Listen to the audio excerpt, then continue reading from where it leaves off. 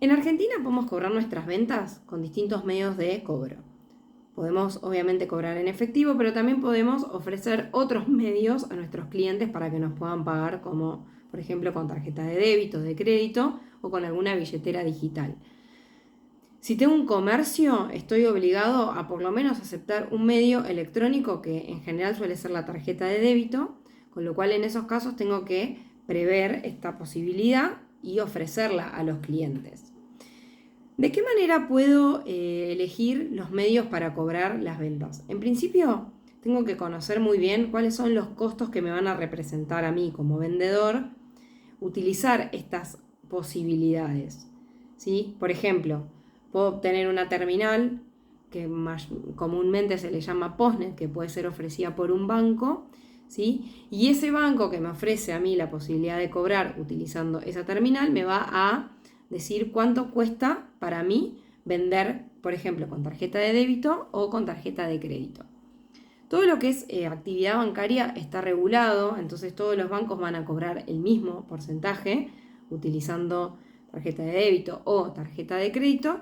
Puede variar lo que me cobran por utilizar esa terminal, porque eso es el servicio que ellos me ofrecen, ¿sí? Sería como una especie de comisión por hacer uso de esa terminal. ¿Por qué es importante conocer estas cosas? Porque yo puedo prever, ¿sí? Cuando pienso en una transacción, que voy a tener que pagar algún adicional sobre esa venta, ¿sí? Justamente por hacer el uso de estos medios de cobro. Entonces, a la hora de fijar el precio, yo puedo dejar un margen que prevea los costos asociados a todo este tipo de transacciones. Obviamente voy a tener que prestar atención a los precios que están cobrando mi competencia, si el precio no es muy elevado, digamos, es uno de los análisis que voy a tener que hacer, pero me parece que es interesante que podamos entender cuáles son las cosas que nos van a cobrar cuando vendamos utilizando estos medios de cobro. Por otro lado, acá estamos hablando de comisiones y estamos hablando de, más que nada, del uso de ¿sí? De las plataformas, de las terminales, ¿sí? Ya sean de un banco o sean de algún otro privado, como puede ser, por ejemplo, Mercado Pago, que está como muy extendido en muchos comercios de Argentina y muchos emprendedores lo utilizan. Pero bueno, hay otras plataformas similares que también ofrecen servicios de ese estilo. También están los códigos QR, ¿sí? En general podemos optar por alguna de estas opciones. Por otro lado, es interesante conocer también que muchas veces puede ser que cuando hacemos ventas descubramos que nos están haciendo algunas retenciones, ¿sí? Las retenciones tienen que ver con impuestos, no son comisiones que yo pago por hacer uso de un servicio, sino que ahí van a intervenir lo que son, digamos, las agencias de recaudación de un país o de una provincia, en este caso puede ser AFIP, que es de Argentina, o digamos, dependiendo de la provincia, en el caso de Río Negro va a ser la Dirección de Rentas de Río Negro, que nos va a estar reteniendo ingresos brutos en este caso. ¿Por qué en algunos casos se me retiene y en otros no? Principalmente para saber si yo tengo que pagar impuestos por las ventas, tengo que conocer bien cuál es mi situación fiscal. Si yo soy monotributista, por ejemplo, que es uno de los casos generalizados, no tengo que pagar impuesto a las ganancias, por ejemplo, porque yo en el monotributo lo que hago es unificar todas mis obligaciones fiscales que tienen que ver con los impuestos nacionales, que cuáles son mayormente ganancias e IVA. Yo como monotributista no estoy obligado a tributar nada referido a IVA o ganancias, con lo cual no debería recibir ningún tipo de retención asociada a esos dos impuestos. Lo que suele pasar es que en muchos casos, si uno no está inscripto, ¿sí? No está inscripto como monotributista y vende, digamos, en forma informal, lo que va a ocurrir es que se puede llegar a retener por una presunción de, bueno, existe una actividad económica, no tengo ningún tipo de información de cuál es la situación fiscal de este emprendedor, de este comerciante. Entonces, en esos casos se aplica una retención que suele ser mayor a la que recibiría si estuviese inscripto correctamente. Eso es una primera consideración. Luego, si sí estoy inscripto como monotributista, tengo que asegurarme de informar esa condición, ¿sí? Ya sea que use en general los bancos tienen esa información, pero si uso algún tipo de plataforma que no es bancaria, ¿sí? tengo que asegurarme de tener informado, de haber cargado toda la documentación que respalde cuál es mi situación fiscal. Eso por el lado de los impuestos nacionales, que como digo son ganancias e IVA. Después, en relación a ingresos brutos, si yo soy monotributista, por ejemplo en la provincia de Río Negro, está unificado ingresos brutos con monotributo, con lo cual yo pago todo junto como una cuota fija.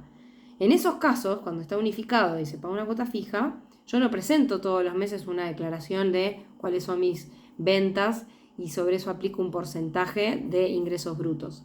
¿Sí? Por eso es que cuando soy monotributista tampoco me tienen que hacer retenciones de ingresos brutos.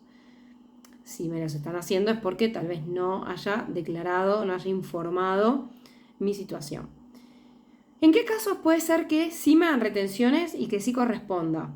Si yo estoy vendiendo más de una provincia, más de una jurisdicción, por ejemplo, vendo por Mercado Libre a todo el país. En esos casos yo debo estar inscrito en lo que se llama convenio multilateral, que es para tributar ingresos brutos. En esos casos, ¿sí? Puede ser que se me hagan retenciones, porque en esos casos sí presento todos los meses una declaración jurada donde informo, vendí tanta plata en la provincia de Río Negro, tanta plata en la provincia de Neuquén, tanta plata en la provincia de Buenos Aires, etc.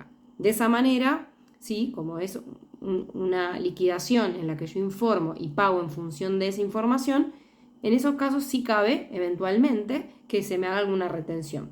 Entonces, todas estas cosas es para tener en cuenta y entender bien cuáles son los conceptos que verdaderamente son costo, ¿sí? que está más asociado a los costos de las transacciones cuando vendemos utilizando los medios de cobro, ¿sí? Como puede ser la terminal de Postnet, como puede ser alguna otra plataforma, ¿sí? O un QR, por ejemplo.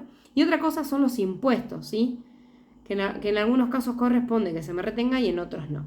Todas estas cuestiones no es tan lineal poder hacer una explicación que le aplica a todo el mundo. Lo importante acá es que si voy a utilizar un medio de cobro, me asegure de entender muy bien cuáles son los costos asociados a cada transacción y cuáles son los costos fijos por mantener ese servicio.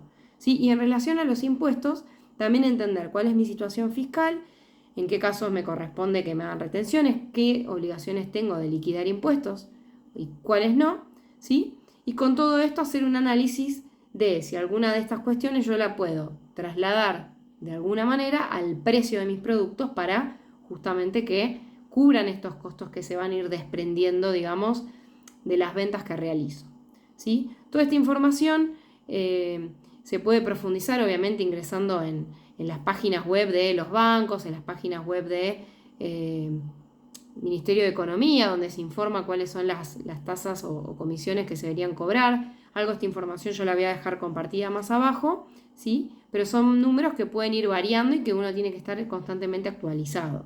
Entonces, una buena práctica puede ser consultar en los distintos bancos, consultar en los distintos servicios de cobro electrónico, cuáles son los costos de mantener, y también asesorarse profesionalmente con contadores que pueden tener también más información en relación a todo lo que es impositivo y de esa manera cumplir con las obligaciones fiscales, que muchas veces termina siendo más barato, entre comillas, tener las cosas correctamente informadas y estar correctamente inscriptos que el caso contrario, porque muchas veces implica que se nos hagan retenciones mayores justamente por nuestra falta de inscripción o por nuestra falta de información en relación a esto, ¿sí?